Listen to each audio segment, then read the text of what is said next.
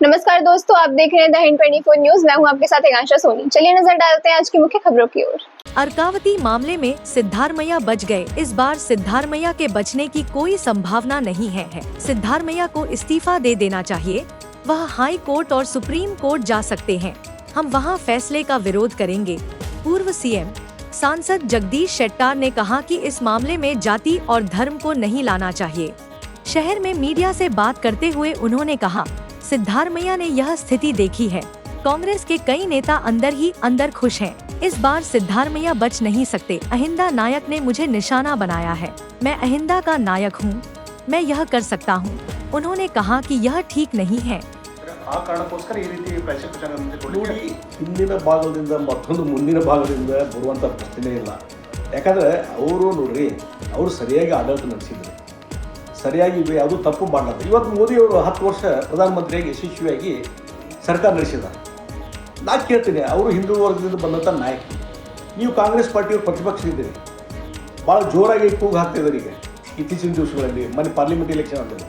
ಆದರೆ ಒಂದಾದರೂ ಅವ್ರ ಮೇಲೆ ಕರಪ್ಷನ್ನು ಅಥವಾ ಮಾಲ ಪ್ರಾಕ್ಟೀಸು ಅಥವಾ ಸ್ವಹಿತ ಕಾಪಾಡುವಂಥದ್ದು, ಏನಾದರೂ ಸ್ವಲಾಭ ಮಾಡಿಕೊಂಡಿದ್ದು, ಏನಾದರೂ ಒಂದು ಸಣ್ಣ ದಾಖಲೆಯನ್ನು ಇಟ್ಟು ಅವ್ರ ಮೇಲೆ ಅಪರಾಧ ಮಾಡಲಿಕ್ಕೆ ನಿಮ್ಗೆ ಆಯ್ತನೋ? ಅವರು ಹಿಂದುಳಿದ ವರ್ಗದ ನಾಯಕರು ಆಗಲಿಲ್ಲ. ಬರೀ ಚೀರಾಟ ಮಾರಾಟ ಮಾಡ್ತೀವಿ, ವೈಯಕ್ತಿಕವಾಗಿ ನಿಂದನೆ ಮಾಡ್ತಿದ್ದು ಬಿಟ್ಟರೆ ಯಾವ್ದಾರ ಒಂದು ಸ್ಕ್ಯಾಮ್ ಇದೆ ಅವ್ರದ್ದು. ಹಾಗಾದರೆ ನೀವು ಅದೇ ರೀತಿ ಒಂದು ಪ್ರಾಮಾಣಿಕವಾಗಿ ನಡೆಸ್ಕೋಬೇಕಾಯ್ತಲ್ಲ. ಯಾವುದೇ ಕಪ್ಪು ಚುಕ್ಕಿಲ್ಲಂತ ಸರ್ಕಾರ ನಡೆಸ್ಬೋದಿತ್ತಲ್ಲ. ತಪ್ಪು ಮಾಡೋದು ಒಂದು ಕಡೆ, ತಪ್ಪು ಮಾಡೋದು 14 ಸೈಟು. ನಾನು ಹೇಳ್ತೀನಿ, ನಾನು ಅಡ್ವೊಕೇಟ್ ಇದ್ದೇನೆ.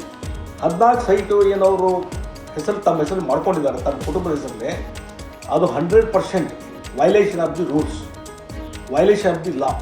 100% ನಾನು ಹೇಳ್ತೀನಿ. ಇದನ್ನೆಲ್ಲ ನೋಡಿದ್ರೆ ಹೊಸ CM ಬರ್ಬೋದು ಸರ್. ಅಲ್ಲ ನೋಡಿ, ಇದು ಅವ್ರಿಗೆ ಡಿಪೆಂಡ್ಸ್ ಅಪಾನ್ ಕಾಂಗ್ರೆಸ್ ಪಾರ್ಟಿ. ಅವ್ರದ್ದೇ ನಿಲುವಿದೆ.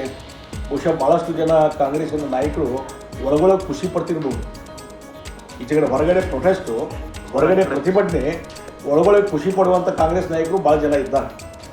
ಹೀಗಾಗಿ ಅದು ಇನ್ನು ಕೆಲವು ದಿವಸಗಳಲ್ಲಿ ಅವ್ರು ಹೊರಗೆ ಬಿಡ್ತದೆ. ಗೆಲೋಟೋ ಒಬ್ಬರು ದಲಿತರು, ಅವ್ರ ಬಗ್ಗೆ ಗಂಭೀರ ಯಾರು ಗೆಲೋಟೋ ರಾಜ್ಯಪಾಲರು ಈ ರೀತಿಯಾಗಿ ನೋಡ್ರಿ, ಅದಕ್ಕೆ ನಾನು ಈ ದಲಿತ ಮತ್ತೊಂದು ಈ ರೀತಿ ಇಶ್ಯೂ ಹೋಗೋದೇ ಇಲ್ಲ.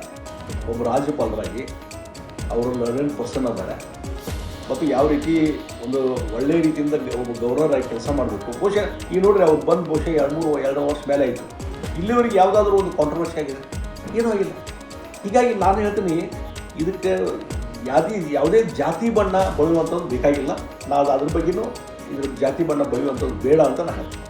ಓಕೆ ರಾಜ್ಯಪಾಲರು ಪ್ರಾಸಿಕ್ಯೂಷನ್ ಪರ್ಮಿಷನ್ ಕೊಡ್ತಾರೋ ಇಲ್ಲೋ ಅನ್ನುವಂಥದ್ದು ವಾದ ವಿವಾದ ಕಳೆದ ಹಲವಾರು ದಿವಸಗಳಿಂದ ನಡೀತಾ ಇದೆ. ಯಾವಾಗ ಈ ಮೂಢ ಹಗರಣ ಮತ್ತು ಇನ್ನೊಂದು SD ಕಾರ್ಪೊರೇಷನ್ ಹಗರಣದಲ್ಲಿ ಭಾರತೀಯ ಜನತಾ ಪಾರ್ಟಿಯವರು ನಾವು ಈಗಾಗಲೇ ಹೋರಾಟ ಮಾಡ್ತೇವೆ.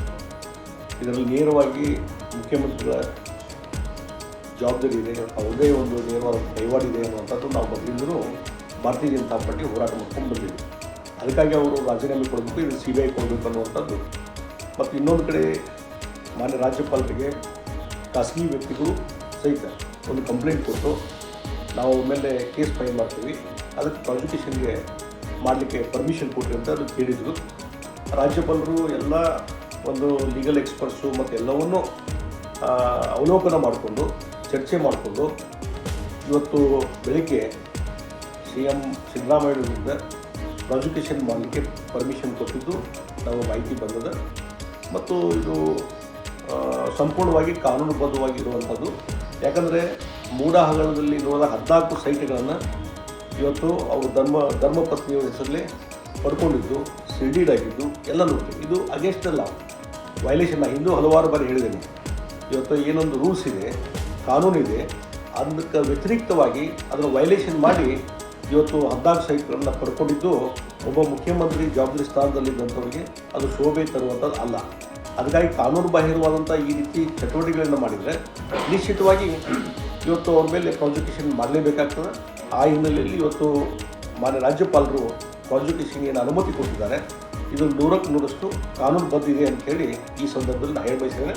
ಇಷ್ಟಾದಮೇಲೆ ಇವತ್ತು ಮುಖ್ಯಮಂತ್ರಿಗಳು ನಾಳೆ ಅದು ಪ್ರಾಸಿಕ್ಯೂಷನ್ ಪರ್ಮಿಷನ್ ಕೊಟ್ಟು ಕೇಸ್ ಫೈಲ್ ಮಾಡಿ ಅದು ಎನ್ಕ್ವೈರಿ ಸ್ಟಾರ್ಟ್ ಆಗಿ ಅಲ್ಲಿವರೆಗೆ ಸುಮ್ಮನೆ ಇರ್ತಾರೋ ಅಥವಾ ತಕ್ಷಣವೇ ರಾಜೀನಾಮೆ ಕೊಡ್ತಾರೆ ಅನ್ನುವಂಥದ್ದು ಅವರು ವಿವೇಚನೆ ಬಿಟ್ಟಂಥದ್ದು. ಆದರೆ ನಾನು ಹೇಳುವಂಥದ್ದು, ಇವತ್ತು ಅವರು ನೈತಿಕ ಹೊಣೆ ಹೊತ್ತು ತಕ್ಷಣವೇ ತಮ್ಮ ಮುಖ್ಯಮಂತ್ರಿ ಸ್ಥಾನಕ್ಕೆ ರಾಜೀನಾಮೆ ಕೊಡಬೇಕು ಮತ್ತು ಇಂಪಾರ್ಷಿಯಲ್ ಇನ್ವೆಸ್ಟಿಗೇಷನ್ಗೆ ತನಿಖೆಗೆ ಅವಕಾಶ ಕೊಡಬೇಕು ಅನ್ನುವಂಥ ಒತ್ತಾಯವನ್ನು ನಾನು ಮಾಡ್ತೀನಿ. ಅದಕ್ಕಾಗಿ ಸಿದ್ದರಾಮಯ್ಯನವರು ರಾಜೀನಾಮೆ ಕೊಡುವಂಥದ್ದು ಅನಿವಾರ್ಯ ಅಂತ ನಾನು ಈ ಸಂದರ್ಭದಲ್ಲಿ ಹೇಳ್ತೀನಿ. ಸರ್, ಇದೊಂದು ರಾಜಕೀಯ ಇದಾಗಿದೆ, ಅದರಿಂದ ನಾವು ಕಾನೂನು ಹೋರಾಟ ಮಾಡ್ತೇನೆ ಸಿದ್ದರಾಮಯ್ಯ. ನೋಡಿ, ಇದು ಅವ್ರಿಗೆ ಬಿಟ್ಟಂಥ ವಿಚಾರ.